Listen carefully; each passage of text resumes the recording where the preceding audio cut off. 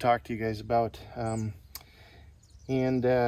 Since becoming a professional homeowner, it's extremely important to me to have all of my tools, all my machines, my combustion engine machines, my tractor, chainsaw, log splitter, lawnmowers, you name it, weed eaters, unless you have electric and stuff like that. But there's still maintenance. So maintenance is what I'm getting at here. So, you know, this is kind of getting to be an older chainsaw. I definitely check everything and write fuel mixtures and write product to put in here for lubrications, as far as bar oil and the things that belong or go with this manufacturer. But I make a mess. I make a mess a lot. And it's important to me to clean that up, because hey, a clean tool is a good tool. It's just at the end of the day, when you need to put it away, it's clean, and then you get to use it again another day. So every time I put this oil in, it's inevitable. And then bar oil the viscosity on this stuff is super. I mean, look at that. It's just like goo. So, but it does its job. So what I use to clean it up is super clean. I used the green stuff for a number of years, but years ago I switched to this with automotive degreaser, and I was using that on my engines and my truck and my car. And then they started doing some other products. Good thing about this is I'm using this wood for my garden, my raised bed garden, so it's biodegradable, so I'm not worried if I get a little bit on here. And then for the chainsaw, I like to use full strength. It's good to dilute it. They have the foam for the engine blocks or the engines for a degreaser. That's really good. You don't need to do that, but this, you could go 3-to-1, 8-to-1, 16-to-1 for other applications. So, but this one, because this oil is so thick, and what I like to do is just spray it on direct to the cloth, and make sure you dispose of these the right way. And then please wear some eyeglasses, some safety glasses, because any type of solvent is not good for you, especially in your eyes. So just protect yourself. Nobody's gonna laugh at you. So I just put it straight on this cloth, and then go to town. So one thing I like about this is it's kind of effortless. So everything that is there is gone immediately, and it picks it up really nice. It smells good, cleans good. It's purple. I mean, what more could you ask for? So, but yeah, do your maintenance and clean up after yourself. That way, your exhaust, your muffler's right here. So, if you get oil on there and it starts burning, you got some hazards going. So, but yeah, this is, all on my bar, on the areas that the application goes into, or the oils go into, and it just comes. Look at that. That's amazing. I love it. So this is good stuff. So this is something I recommend, and you see it on the shelf, grab it. Other than that, once this is done, I'm off to work. All right, so here is my setup. I got I got wood in my mouth. So I built this sawbuck a long time ago when we moved here. If you cut a lot of wood, or if you ever have projects where you come across cutting a lot of wood, man, this is something I recommend. So these are the decomposed logs that I'm going to cut through. I decided to cut them all at about 12 inches high. So the raised garden beds are done. I moved them somewhere different, a little flatter ground, so I didn't have to tear up any ground in there. So we're going to cut these up. We're going to cut those up next. These will be the base on the bottom. The rounds will stand vertical. We'll see if we can fill up as much of it as we can, all three of those beds, and then pack it in there. Then we'll come back and we'll do the smaller debris, and then we'll stack that on top of that, and then maybe some leaves and some mulch, and we'll go from there. So yeah, all I'm going to do, like I said, is these are going to be 12 inches long, each one of these rounds. So I just got a piece right here that's 12 inches. I'm just going to mark it and go down the line right here, and then we'll fire up the chainsaw and get this thing cut up. So now I at least have some reference lines. And then as I cut, I move this down, and I can move it either direction, which is really good. So, and that's perfect. Good stuff, good stuff. All right. Let's see if we can get a few cuts. And I'm not going to bore you guys with chainsaw stuff because it's loud and obnoxious and stinky and messy. So let's see what we can do.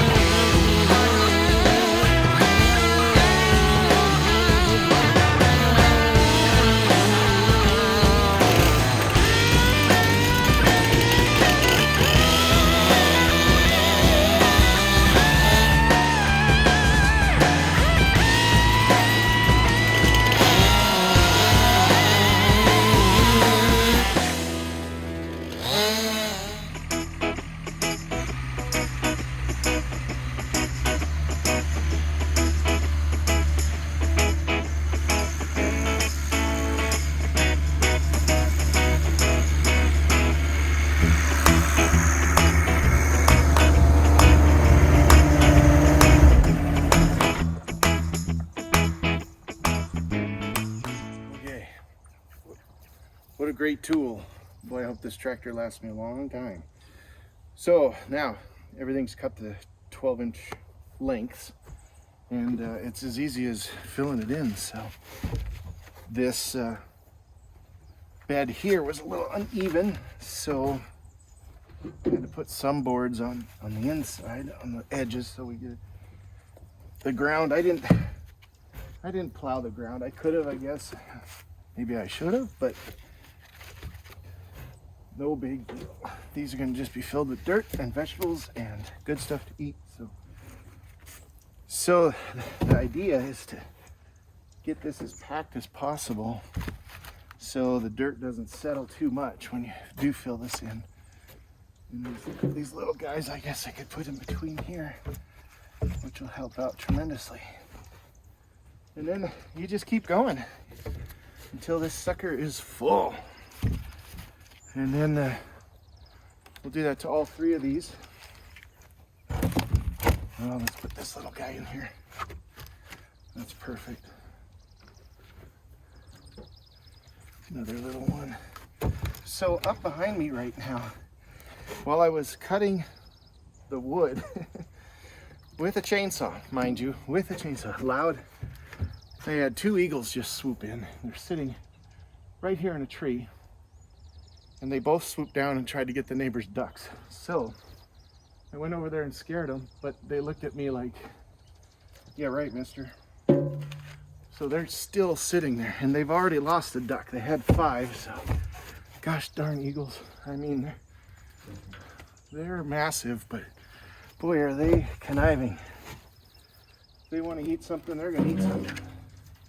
And they're smart. Those guys keep coming back. They know those ducks and chickens are over there, so. But pretty impressive nonetheless. Where else can you sit here and run a chainsaw and have a couple of eagles fly right over your head? I guess Whidbey Island. All right, so that's a pretty good load. That looks really good. That's packing in there really good. These are the small rounds. Let's see, I got some space over here for this. So these are the smaller rounds, and we'll be able to, but that's the idea. So the decomposing wood helps produce the nitrogens and the nutrients that the soil's gonna need. Plus it holds water better, produces heat. It'll keep this soil warmer in the evenings, and we'll just keep going from there. Now, the other thing we have to worry about though is the deer. So rabbits don't jump, they don't jump up, so not too worried about that. Birds, we kind of worried about those, but I'll probably put a deer fence around here, or I'll put those hoop tops, kind of like a greenhouse effect. So all right, well, I got a lot more work to do. All right, there you have it. So we got the rounds all filled in these beds. Got some space up here, which is fine. We'll move these around a little more. Man, I'm breathing hard because I'm trying to beat this rain. It's starting to rain really bad right now, so I had to run up here and put everything away, and then hopefully I get this little video in. But yeah, here it is. So we moved the beds down, and so there we have our coop. We'll probably bring that over here. So, but this will be the beginning, and then we'll put some more debris, smaller stuff, organic stuff on top, fill those voids a little more, and then we'll go get some dirt, but not today. So I'll get this rain out of the way. So gotta prop this one up a little bit. This ground on this side a little uneven, so you can see it dip down over there. So we'll get that all squared away. Other than that, going good. All right.